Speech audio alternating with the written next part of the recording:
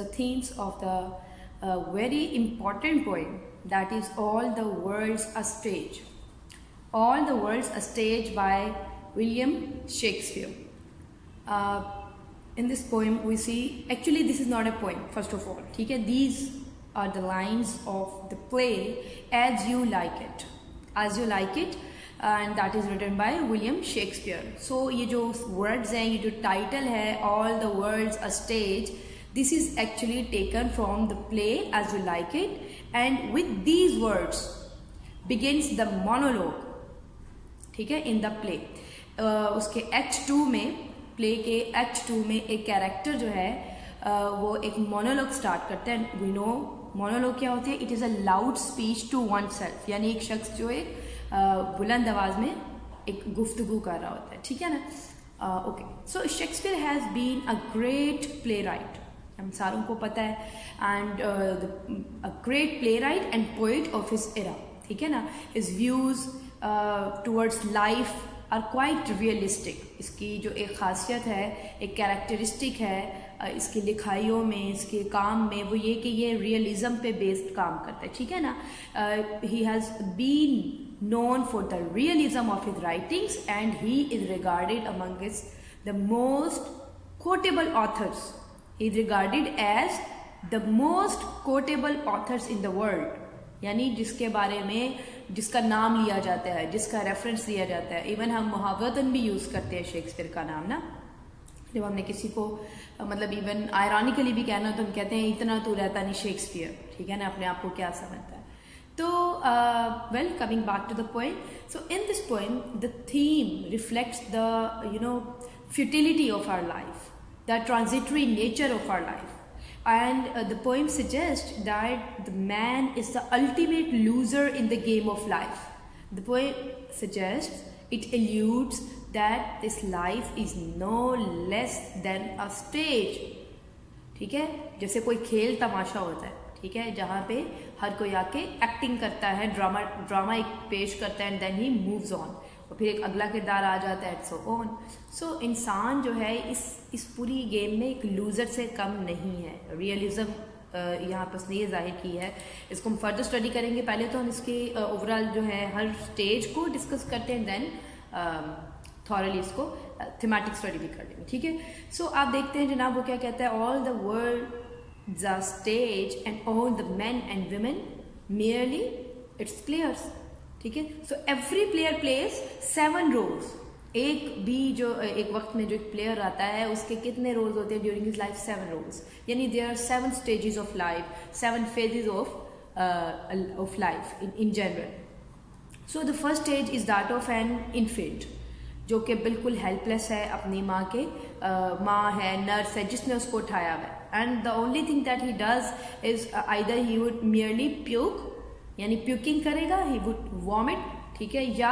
he would only cry, that's it, ठीक है ना. Mewling and puking, so that's it. इंतहाई हेल्पलेस है, ठीक है. उसके बाद क्योंकि वो कुछ कह नहीं सकता, बोल नहीं सकता, तो उसने अगर अपने आप को एक्सप्रेस करना है तो वो सिर्फ या तो रो लेगा, या अगर वो ओवरफेड है, ज़्यादा खा लिया या उसको अभी हजम नहीं हुआ तो वो प्यूकिंग कर रहा होगा, दैट्स. उसके बाद आ जाते हैं जनाब second role, that is of a child who goes creeping like, for him he says creeping like a snail unwillingly to school, यानी he is not ready to go to school to learn anything. He is innocent, he wants freedom, and for learning of course he must lose his childish liberty.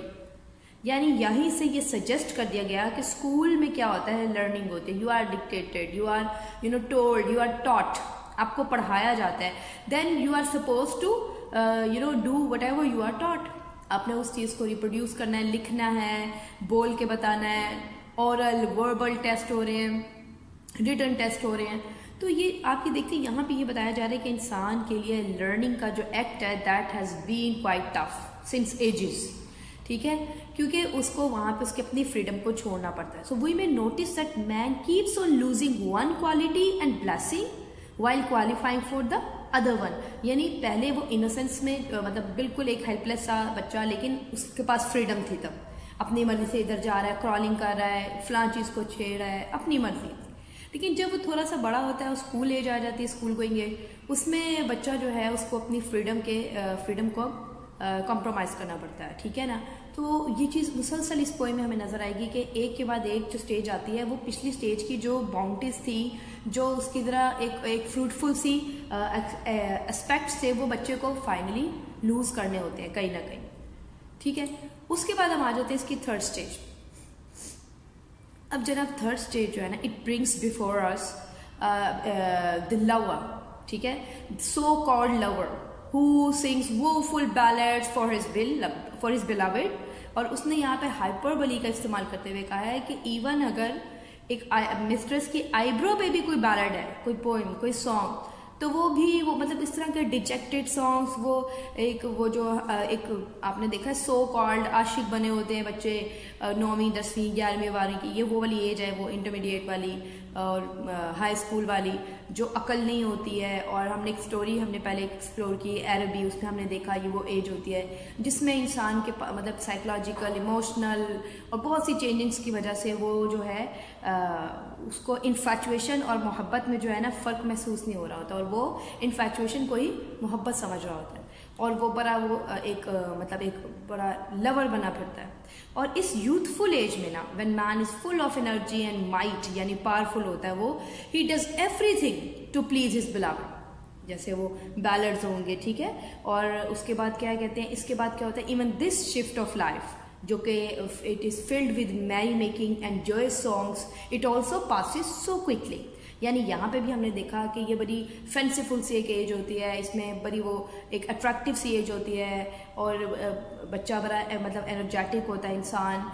Full of energy and life, full of life, and he starts feeling affection towards the opposite gender और सम anybody, और किसी न किसी चीज़ में उसकी fascination होती है, कोई ऑब्सेशन होती है, तो उसको ज़िंदगी जो है बड़ी अच्छी लग रही होती है। लेकिन फिर भी ये स्टेज ऑफ लाइफ जी बड़ी तेजी से गुजर जाती है। उसके बाद आ जाती है जनाब fourth stage. It also arrive swiftly, बड़ी तेजी से आती है, और it is just like life of a soldier. अब सोल्जर जो उसने इसको नाम दिया वो इसलिए दिया कि हियर मैन सीक्स फेम दो इट इज टेम्पररी। अगर कोई आर्जी भी उसको शोहरत मिलेगी इंसान को, वो उसको भी सीख करेगा, उसके लिए भी स्ट्रगल करेगा, चाहे वो कितनी भी शॉर्ट लिव्ड क्यों ना हो। He would even endanger his own life for it, यानी वो अपनी जिंदगी भी दाव पे लगाने से घबराएगा नहीं। क्यों कि चाहे एक लम्हे के लिए, आप देखिए उसने कहा है सीकिंग बबल रेपुटेशन। अब ये बबल से मुराद क्या है? बबल से मुराद यहाँ वो कहने का मतलब ये है कि ये इंतहाई टेम्पररी सी शोहरत होती है, एक टेम्पररी सी सक्सेस होगी, उसके लिए भी he would try his best to go every extreme, कुछ भी करना पड़ा, इवन अपनी जिंदगी भी दाव पे लगानी पड़ी। तो और इसमें देखिए, इसमें सडन एंड क्विक इनक्वायरल वो कहते हैं, ठीक है, लड़ने मरने के लिए तैयार होते हैं। डिफरेंट किस्म के ओथ्स होते हैं, स्ट्रेंज ओथ्स, यानी कभी किसी चीज़ की कसम उठा ली, मुझे फलां चीज़ की कसम है, तुम्हें फलां चीज़ की कसम है। आपने देखा ये एज इसलिए कहते हैं बड़ी डेंजरस होती है। इंसान अपनी एनर्जी की एक्सट्रीम पे होता है, उसको वो लगता है कि हर चीज़ मेरे कंट्रोल में है और वो जो चाहे वो कर सकता है। उसके आगे भी खड़ा होना पड़ेगा ना, तो वो उससे भी ब्रेक नहीं करेगा, यानी उससे भी वो पीछे नहीं हटेगा, हेजिटेट नहीं करेगा। और ये जो बबल रेपुटेशन यानी शॉर्ट लिव, देखिए अगेन यहाँ पे वही आइडिया जो कि हमने पहले भी डिस्कस किया कि इन तमाम स्टेजेस के दौरान एक चीज़ बहुत ज़्यादा ऑब्वियस है, वो ये है कि इंसान जो है मुसलसल एक ट्रांजिटरी लाइफ गुजार है, एक ट्रांजिटरी नेचर है लाइफ की, जिसमें कोई भी चीज़ जो है परमानेंट नहीं है, ठीक है, हर चीज़ टेम्पररी। और उस टेम्पररी लाइफ में मिलने वाली शोहरत, इज्जत, वो कितनी टेम्पररी की, उसके लिए उसने वर्ड इमेजरी जो यूज़ किया दैट इज़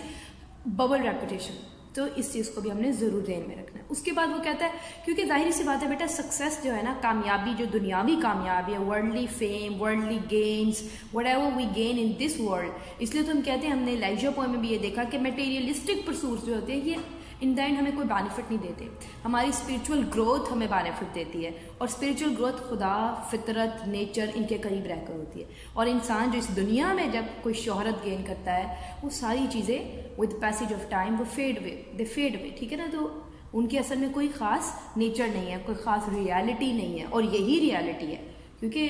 बीइंग मुस्लिम्स भी वी नो, ठीक है, कि ये दुनिया जो है हमारे लिए टेस्ट एंड ट्रायल है, एंड दैट्स इट।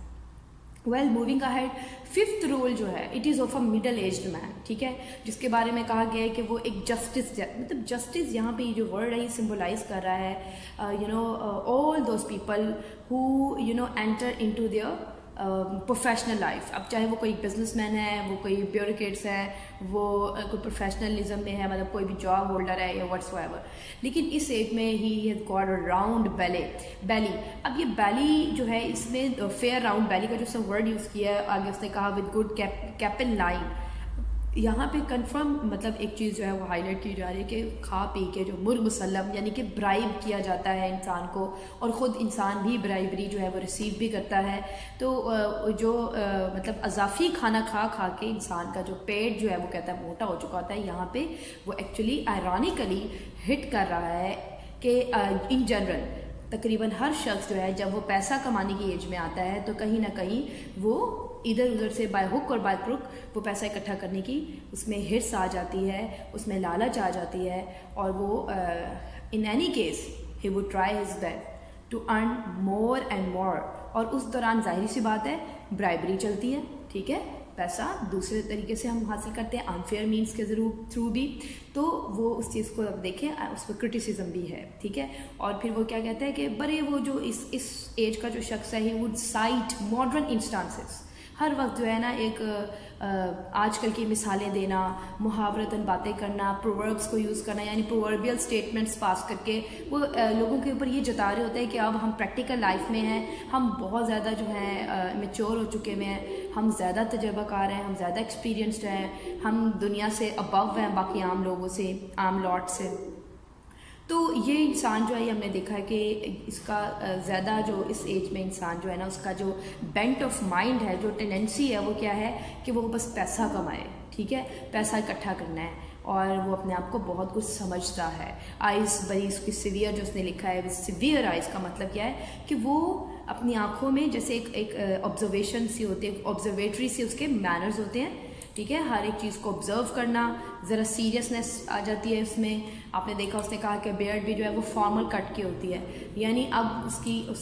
उठने बैठने में, बात करने के अंदाज में एक नज़र आ रहा होता है कि मेच्योरिटी की तरफ जा चुका हुआ है। उसके बाद आ जाती है sixth stage where man becomes very weak, यानी कि वो बहुत ही वीक हो चुका होता है, and he keeps pouch with him. वो कहते हैं ना साइड पे एक पाउच होता है, अब साइड से मुराद है कभी तक जिधर वो इंसान होगा ना उसके साथ साथ उसका वो पाउच। अरे उस ज़माने में आपको पता है बेटा, ये जो हम बात कर रहे हैं जिस एज की,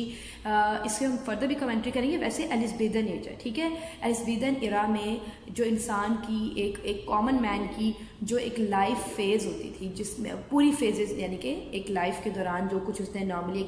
जनरली एक इंसान करता है तो वो उसने इसमें रिप्रेजेंट की है। और आपको पता है उस ज़माने में दायरा एक पुराने ज़माने में हमारे जो बूढ़े बुजुर्ग होते थे उनकी आदत होती थी कि वो कोई ना कोई थैली, कोई पोटली उनके आसपास होती थी जिसमें उनकी वो पान होता है, 2-4 आप देखें कोई एक आध ख़ास संदूक की चाबी होगी, कोई 2-4 रुपये बैठ पड़े होंगे, और इस तरह की कोई एन ना कोई एक आध चीज़ उन्होंने अपनी पाउच में रखी होनी। तो ये देखिए कितनी बारीकी से वो इस चीज़ को प्रेजेंट कर रहा है कि वो हर वक्त उसके साथ कभी तकिए के सिरहाने, कभी बाजू के अंदर उसने बगल में दबाई हुई है पोटली, कभी जहाँ बैठा है उसके साइड पे, यानी हर वक्त एक पाउच जिसके बगैर उनका गुजारा नहीं है, ठीक है। एंड ही वियर्स वार्म होजेज, यानी उसने बताया है कि वो अपनी यूथफुल होज वेल सेव्ड, कहने का मतलब ये है कि स्टॉकिंग्स या जराबें या कोई स्वेटर्स, कोई चीज़ें जिनके ऊपर वो बड़ा यानी कंफर्टेबल महसूस करता है, वो उन्हीं चीज़ों के साथ अपने यानी कि अटैचमेंट्स आपने देखी बड़ी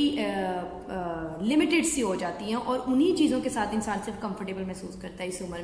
इस उम्र में इंसान चेंज नहीं लेकर आता, जिन चीज़ों में वो कंफर्टेबल जोन में होता है वो उन्हीं चीज़ों के साथ चल रहा होता है, ठीक है, उसको चेंज बिल्कुल अच्छा नहीं लगता। और फिर उसने वो जो एक वर्ड यूज़ किया है जी श्रंक शैंक, तो उसमें वो एक्चुअली ये सजेस्ट कर रहा है कि मैंस शैंक यानी जो एंकल होती है वो भी श्रंक हो चुकी होती है, यानी इंसान ओवरऑल जो है जैसे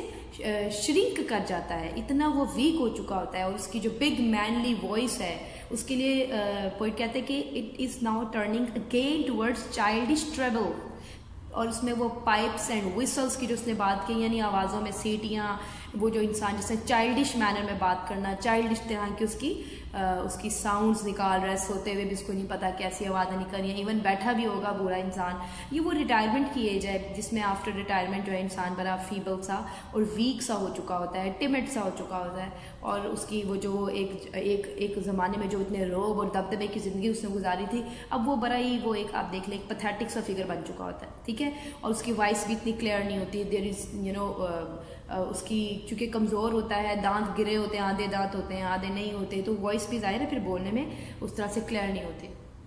अब जनाब जो आ जाती है लास्ट स्टेज, ये इंतहाई ओल्ड एज है, ठीक है ना, where the condition of man becomes very miserable,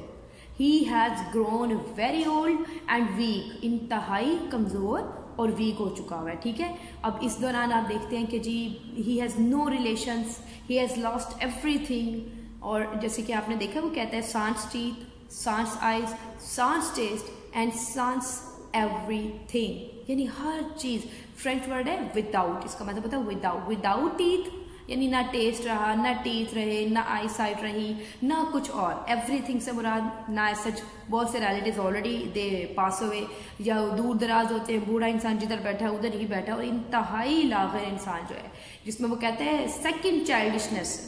यानी जिस तरह से हेल्पलेस बच्चे के तौर पे ज़िंदगी में आया इस स्टेज पे, वो जो कहते हैं ना all of them have their exits and entrances, यानी हर कोई अपने अपने वक्त पे आता है और अपने अपने वक्त पे दुनिया से चला जाता है। तो जब वो आता है इंसान, उस वक्त वो जितना हेल्पलेस होता है, एक बच्चा जो कभी उसने कहा है नर्स के बाजुओं में, यानी कभी किसी नर्स ने उठाया होगा, कभी माँ ने, कभी वालिदैन ने, कभी किसी ने, तो आप यहाँ से देखें वो कितना हेल्पलेस है। और यही चीज़ आपने देखा बूढ़े बुजुर्गों को, they are carried from one place to another, उनको उठा के ज़्यादातर लेके जाया जाएगा व्हील चेयर पे। तो वो ये चीज़ें हमें क्या सजेस्ट कर रही हैं कि अब कुछ भी नहीं रहा, अगर कुछ बचा है तो मियर ऑब्लिवियन। वो देखिए राइटर क्या, पोइट क्या कह रहा है कि सिर्फ ऑब्लिवियन रह गई, यानी एवरीथिंग जो है ना वो फॉरगेटफुलनेस में चलेगी, उसे कुछ नहीं पता, कुछ याद नहीं है, और ना ही उसको आगे का कुछ पता है, बस वो अपनी मतलब बिल्कुल आप देख लें जैसे बच्चा जिसका हमें लगता है बिल्कुल इन्फेंट जो है वो कुछ सोचता नहीं समझता नहीं, जो खिला देंगे वो खा लेगा, जो पिला देंगे वो पी लेगा, जहाँ उठाकर एक जगह से दूसरी जगह पे आप उसको लेटा देंगे वो लेटा रहेगा। So this is what the man in the quite old age does, ठीक है, और ये जो वो रह जाता है, जो बनता है, ठीक है। तो आप देखते हैं कि इस स्टेज में एक्सेप्ट शेयर लॉस, शेयर का मतलब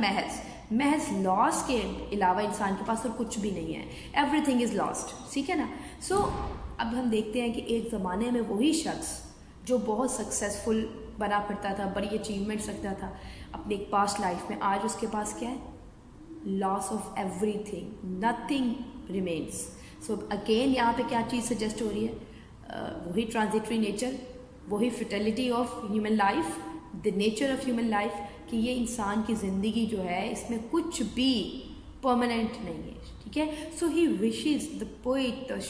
Shakespeare wishes to make us realise that the short life we spend in this world is not worth it, यानी इतनी भी ये कोई मतलब इस लायक नहीं है कि हम इसमें खो जाएं, इसके लिए बहुत ज़्यादा डिज़ायर्स रखें अपने दिल में, है ना। If we have a close observation of this poem, so we get to know that life is nothing more than a shadow, एक साये जैसी है, देखा ना, इसमें नथिंग इज परमानेंट, ठीक है। आप देखें the poem's theme is that, अब we can say that the poem's theme is that man is the ultimate loser in the game of life, ठीक है ना। आप देखिए यहाँ पे जो भी आया मेयरली प्लेयर, वो जो मेयरली प्लेयर का मतलब है कि हम सिर्फ महज तमाशा उस तमाशे में आने वाले खिलाड़ी, अदाकार, एक्टर्स फनकारी कर रहे हैं, वरना इसकी और कोई हैसियत नहीं है, ठीक है। हम ये तमाम इंसान जो है 7 रोल्स को अपनी ज़िंदगी में प्ले करते हैं, ठीक है, हेल्पलेस होते हैं और हेल्पलेस ही जाते हैं, ठीक है। आप देखें पूरे इंसान की जो लाइफ स्पैन है, लाइफ का जो सर्कल है, वो इसने इसमें डिस्कस कर दिया, ठीक है ना। और हमें क्या बता रहा है कि we have no control over anything in our life. एक स्टेज से निकल के जब दूसरी स्टेज में जाते हैं तो कुछ ना कुछ मिस करके ही नेक्स्ट स्टेज पे जाना पड़ता है, यानी हम तमाम चीज़ अपने साथ नहीं रख सकते। जो आप देखें उसने स्कूल गोइंग बच्चे के लिए एक टर्म यूज़ किया है, शाइनिंग मॉर्निंग फेज, आप देखिए शाइनिंग मॉर्निंग फेस सजेस्ट ये कर रहा है कि एक तो आप ये देखें कि दैट इज मेटाफर, उसके बाद आप देखिए पैथेटिक फेलेसी भी है, मॉर्निंग का जो फेस होता नहीं होता देयर इज, ठीक है ना। मॉर्निंग क्या है, ये गॉड मेड ऑब्जेक्ट है ना, मतलब एक नेचर को है ना, सुबह जो है एक नेचुरल थिंग है और एक नेचुरल प्रोसेस है, और उसको उसने कहा है फेस। अब लेकिन असल में यहाँ सजेस्ट क्या कर रहा है, इनोसेंस जो वक्त के साथ साथ इंसान की ज़िंदगी से ख़त्म होती जा रही होती है। वो जब स्टार्क रियलिटीज़ को फेस करता है, आप इंसान जब अपनी ज़िंदगी में वक्त के साथ साथ पहले एक लिबर्टी होती है, फ्रीडम होती है, एक सॉर्ट ऑफ केयरलेसनेस होती है, इवन आइडिया ही नहीं होता कि टेंशन कहते किसको है, वरीज क्या होती हैं, केयर्स क्या होती हैं, मटीरियलिज्म क्या होती है, हमें कुछ पता नहीं होता। बच्चा जैसा है जहाँ है वो उधर अपनी दुनिया क्रिएट की होती है, उसने उन्हीं खिलौनों से, इवन टूटे खिलौने से भी वो खुश हो जाता है। लेकिन with the passage of time वो इनोसेंस जो है वो लूज़ होती जाती है, रियलिटीज़ जो है उसके सामने आती जाती है ज़िंदगी की, और रियलिटीज़ हमेशा हार्श होती हैं, स्टार्क होती हैं, क्योंकि ज़िंदगी में जो होता है वो रियलिटी है, और हम जो चाह रहे होते हैं वो हमेशा रियलिटी से डिफरेंट ही होता है। ज़्यादातर हम रियलिटी को एक्सेप्ट नहीं कर रहे होते ना। तो अब ये देखिए कि वक्त के साथ साथ इंसान बहुत कुछ खो रहा होता है, अपनी जो रियल उसकी हैप्पीनेस होती है, चूँकि वो इनोसेंस में होती है, वो खो जाती है। इवन अगर अब आप देखिए, आप मेच्योर एज में अगर खुश होते भी हैं तो फॉर द टाइम बिंग या कहीं ना कहीं ज़हन में एक खौफ आ जाता है, कहीं ये इस लम्हे में कोई ख़राबी ना आ जाए, कहीं ये जो खुशी है ये ख़त्म ना हो जाए। ये पता होता है कि ये खुशी भी जो है ये कुछ दिन के लिए, ये कौन सा फॉरएवर है। यानी ये जो रियलिटी की सेंस आ जाती है ना, मैं कि हकीकत क्या है, ज़िंदगी क्या है, जब ये सेंस आ जाती है तो इवन खुशी के लम्हे भी उस हद तक मायने ख़ेज़ नहीं रहते, ठीक है ना। So you can say that Shakespeare brings this theme, ठीक है, that this world is not worth it. ये ज़िंदगी, ये दुनिया इस लायक नहीं है जितना हम इसको समझते हैं, जितनी इम्पोर्टेंस इसको देते हैं, ठीक है ना। हमारी आप देखें ना, द पर्पज़ ऑफ लाइफ क्या है, ठीक है, हमारे यहाँ हमारी ज़िंदगी में पर्पज़ ऑफ लाइफ क्या है, अर्निंग, बस हमने कुछ कमा लेना है, कुछ जोड़ लेना है, कुछ जमा कर लेना है। तो ये चीज़ें हम अपने दिन में रख के आगे गुजर रहे हो। खैर, इसमें हमने देखा कि इसमें इंसान की ज़िंदगी की हकीकतें हैं, ठीक है, हमारा पर्पज़ ऑफ लाइफ, एजिंग, ज़िंदगी किस तरह वक्त के साथ साथ, यानी इंसान किस तरह एजड होता जाता है वक्त के साथ साथ, फिर यूथ में क्या होता है। So he takes the reader through all the stages. ऐसा लगता है एक जर्नी है ना, एक नरेटिव स्टाइल है इसमें, ऐसा लगता है जैसे वो नरेट कर रहा है, पहले ये फिर ये फिर ये फिर ये, तो नरेशन सी लग रही है, ठीक है, जैसे कोई बयान कर रहा हो। और इतनी आप इसमें ये देखें, अगर हम इसके स्टाइल के ऊपर बात करते हैं और इसकी मतलब स्टाइलिस्टिक टेक्निक्स को अप्रोच करते हैं, तो इसमें एक ज़बरदस्त किस्म की बात जो है ना वो ये है कि इसने इतने रियलिस्टिक मैनर में लिखा और इतने यानी कॉम्पैक्ट मैनर में पूरी ज़िंदगी का अहाता कर दिया। उसने पूरी ज़िंदगी को इंसान की कवर किया है, तमाम एजेस को, और इतनी रियलिस्टिक मैनर में, इतने इम्प्रेसिव स्टाइल में कि हम यकीनन इससे हम आज भी एग्री करते हैं, इतने सालों पहले लिखी गई पोइम को। So the poem is universal, objective poem with an objective theme, ठीक है, थीम भी इसका ऑब्जेक्टिव है, हम सब इसको रिलेट कर सकते हैं, क्वाइट रिलेटेबल पोइम, ठीक है, हम सब इसको रिलेट कर सकते हैं, हर इंसान। और ये चीज़ शेक्सपियर के एक्सपर्टीज़ की एविडेंस है। The way the poem is written, आप देख सकते हैं कि उसका जो नाम है, जो उसने गेन किया नाम, वो जो फेम उसने गेन की है आज तक उसका नाम है, वो बिल्कुल ऑन पॉइंट है, बिल्कुल इसका मतलब जस्टिफाइड है, क्योंकि इतने खूबसूरत तरीके से पूरी ज़िंदगी के मेन जो पॉइंट्स है उसने हाईलाइट किया। और कितने, जैसे उसने कह दिया जी विद फेयर राउंड बेली, जहाँ पे उसने कह दिया वो जो है यूथफुल होज वेल सेव्ड, यानी आप देखिए शॉर्ट टर्म में उसने हर एज की जो खासियत हैं, खसूसियात हैं, जो कैरेक्टरिस्टिक्स हैं, वो बड़ी खूबसूरत तरीके से हम तक पहुंचाती हैं, ठीक है ना। और हम सब उसको एंजॉय भी करते हैं इस जर्नी को। और हम देखते हैं कि जो मूड है, देखिए ना, मूड और tone of the poem that is quite sombre, ठीक है, बड़ी एक सोम्बर सी मूड है पोएम का। डिजेक्शन हमें नज़र आ रही है, सैडिस्टिक सी एक टोन है वो हमें फील हो रही है। और आप इस टोन को एन इवन टोन भी कह सकते हैं। इवन टोन, भाई जैसा है मैं वैसे बयान कर रहा हूँ, ये होता है, ये होता है, ये होता है। अ मैटर ऑफ फैक्ट, इसको कहते हैं मैटर ऑफ फैक्ट टोन। लेकिन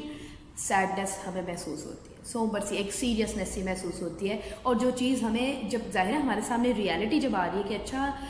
हम सबके साथ यही होना है, अल्टीमेटली हम सब ने इस तरह से ही एंड अप होना है। तो कहीं ना कहीं मूड यकीनन इसमें फॉर श्योर मूड जो है इट्स क्वाइट आप कह सकते हैं डेस्पोनेंट सा है, इसमें एक सैडिस्टिक सी टोन है, क्योंकि रियलिटी जो है वो हार्श है, ठीक है ना। So the speaker knows that this is the way the world is, ये है दुनिया, and we all are going to end up back where we started as a child. जैसे हम सब एक बच्चे के तौर पे हमने जैसे स्टार्ट किया, एंड अप भी हमने वहीं पे करना, और ultimately there is no way to change the fact. यही फैक्ट है, आप भी मैं भी हम सब जैसे आए थे आहिस्ता आहिस्ता ये वक्त गुजार रहे हैं, इन तमाम एजेस से गुजर रहे हैं। और आप देखते हैं कि इस पोएम को पढ़ने के बाद हमें नज़र आता है कि शेक्सपियर जो था he had you know a great knowledge regarding human psychology, और उसकी ऑब्जर्वेशन और उसकी ऑब्जर्वेटरी स्किल्स कितनी शार्प है कि देखिए किसी को भी याद नहीं होता कि हम बच्चे होते हुए हम क्या थे, लेकिन हम ऑब्जर्व कर रहे होते हैं कि इस एज में जनरली बच्चा कैसे बिहेव करेगा, उसके बाद स्कूल गोइंग बच्चा कैसे बिहेव कर रहा है, उसके बाद नेक्स्ट स्टेज में और टुवर्ड्स द एंड, यानी एंडिंग तक हर इंसान, जब आप हर एक को ऑब्जर्व कर रहे होते हैं तो आप देखिए ना ऑब्जर्वेशन है ना, तभी तो आपने इन स्टेजेस को इतनी खूबसूरती से बयान किया कि कोई भी शख्स इस पोएम से डिसएग्री नहीं कर सकता, ठीक है, वी ऑल एग्री, ठीक है। इसको पढ़ते हुए कोई हमें किसी किस्म की विलिंग सस्पेंशन ऑफ डिसबिलीफ नहीं मेंटेन करनी पड़ी। विलिंग सस्पेंशन ऑफ डिसबिलीफ क्या होता है, जब पोएम में कुछ ऐसी बातें होती हैं जिनको हमने एंजॉय करने के लिए, पोएम को एंजॉय करने के लिए, चेरिश करने के लिए थीम्स को, हम उनको एज इट इज़ कबूल कर लेते हैं, वरना रियल लाइफ में वो होती नहीं है। बहुत सी पोएम्स में ऐसा होता है, हम विलिंग सस्पेंशन ऑफ डिसबिलीफ उसको, जैसे हमने जॉन कीट्स की पोएम में देखा व्हेन आई हैव फियर्स में, जिस तरह से खूबसूरत तरीके से वो कहता है कि जी जब मैं, वो जो उसने मेटाफर क्रिएट किया है, जहाँ मेटाफर्स होते हैं, जहाँ कोई आप देखते हैं ना कोई ऐसी बात डिस्कस की जा रही है जो इन रियलिटी नहीं होती, लेकिन किसी बात का मतलब समझाने के लिए हम ऐसी ऐसी मिसालें दे रहे होते हैं, यानी कि पोइट जो है वो पोइटिक लाइसेंस यूज़ कर रहा होता है। पोइटिक लाइसेंस क्या होता है, ये पोइट को इजाज़त देता है कि वो अपनी बात समझाने के लिए हर तरह की बात का सहारा ले सकता है, चाहे वो रियल लाइफ में एग्जिस्ट ही नहीं करती। तो इस पोइम में ऐसा कुछ भी नहीं है, इंसान की ज़िंदगी की जो हकीकत है वो उसी तरीके से बयान की गई है। आप देखें जिस तरीके से होनी चाहिए, इंतहाई रियलिस्टिकली, ठीक है, इंतहाई ब्यूटीफुली, और ये तमाम जो हकीकतें हैं ये हम तक पहुंचाने वाला शख्स जो है उसकी एक्सपर्टीज, उसकी स्किल्स, ठीक है, वो हम तक बिल्कुल क्लियर हो रही हैं। ही इज़ यू नो उसकी जो फेम है इट इज़ क्वाइट जस्टिफाइड, अगर उसका नाम है तो हमें नज़र आ रहा है। हमने इसके थीम्स भी हमसे पूछे जाएंगे, तब भी शेक्सपियर के बारे में 3 to 4 लाइन्स आपने मेंशन करनी है, जिसमें आप अप्रिशिएट करेंगे पोइम को, उसके स्किल्स को, उसकी ऑब्जर्वेशन को, उसके ऑब्जर्वेटरी स्किल्स को, और उसकी खूबसूरत the way he has written this poem, यानी एक बड़ी कॉम्पैक्ट मैनर में लिखे गए इंसान की सारी ज़िंदगी के मेन पॉइंट्स को एक पोइम में इस तरह से कवर कर लेना, it's not an easy task. जहाँ तक इसकी बात करें ना नेचर ऑफ पोइम की कि जी he has shared the stages of man's life, ये कोई नया थीम नहीं था, यानी ये थीम नया नहीं है। बहुत से पोइट्स ने अपने कामों में बहुत दफ़ा इंसान की ज़िंदगी पे बात की है, तो यहाँ पे कोई न्यूनेस नहीं है, लेकिन newness lies in the way it is written, जिस तरीके से उसने लिखा। और उसमें आप देखें लिटरेरी डिवाइसेस भी हमें मिल रही हैं, सिमिलीज भी है, मेटाफर भी है, even the title itself, all the world is a stage, ये इटसेल्फ मेटाफोरिकल स्टेटमेंट, और एक्सटेंडेड मेटाफर देख ले थ्रू आउट द पोएम, वो इस स्टेज को ही ये जो all the world is a stage, तो आप उसमें देखें वो स्टेज को ही लेकर चल रहा है, और उसमें डिफरेंट फेजेस को, और हर इंसान अपने वक्त पे डिफरेंट किरदार अदा करता है, डिफरेंट रोल्स, और ये चीज़ हमें भी पता है। एक ही वक्त में हम बहन भी हैं, बेटी भी हैं, और हम स्टूडेंट भी हैं, ठीक है, वालदा भी हैं। सो यू सी हमारे डिफरेंट पार्ट्स होते हैं, डिफरेंट किरदार हैं, डिफरेंट रोल्स। एक और जो चीज़ बड़ी इंपॉर्टेंट है इस पोएम के बारे में, that is the universality, the universal nature of the poem. और universal nature of the poem का मतलब ये है कि किसी भी एज का स्टूडेंट हो, किसी भी एज से ताल्लुक़ रखने वाला रीडर हो, किसी भी कंट्री से बिलोंग करने वाला इंसान हो, ऐसा यूनिवर्सल थीम है इस पोएम का, इतनी रिलेटेबल पोएम है कि क्रॉस द बॉर्डर्स कोई भी इसको पढ़ भी सकता है, इसे रिलेट भी कर सकता है, और बिल्कुल इसे एग्री करेगा। यानी जितने भी फैक्ट्स इसमें बयान किए गए हैं, यानी इंतहाई रियलिस्टिक पोएम है, पीस ऑफ पोइट्री है, though it is written in a play. और शेक्सपियर जो है एज अ प्ले राइट, यानी उसने इस पोएम अपनी प्ले में एक किरदार की ये स्पीच है जो हम तक जिसको हम एज अ पोइम पढ़ रहे हैं, वो इसलिए कि वो स्पीच इंतहाई पोइटिक है। तो इंतहाई पोइटिक स्टाइल में उसने ये बात की, एक इसकी जो स्पीच है, ठीक है ना, तो आप उसको अपने पोइट्री सेक्शन में इसको इसलिए पढ़ रहे हैं कि पोइटिक डिवाइसेस का इस्तेमाल करते हुए बड़े पोइटिक स्टाइल में उसने ये बात की। तो इसकी खूबसूरती एक इस चीज़ में है, इस पोइम की इंपॉर्टेंस ये है कि इंतहाई रिलेटेबल है, इतने अरसे गुजरने के बाद भी, इतने साल गुजरने के बाद भी आज भी ये पोइम जो है बिल्कुल वैलिड है, बिल्कुल रियलिस्टिक है और हमेशा रहेगी, क्योंकि यही इंसान की ज़िंदगी की फितरत है, यही ज़िंदगी की नेचर है।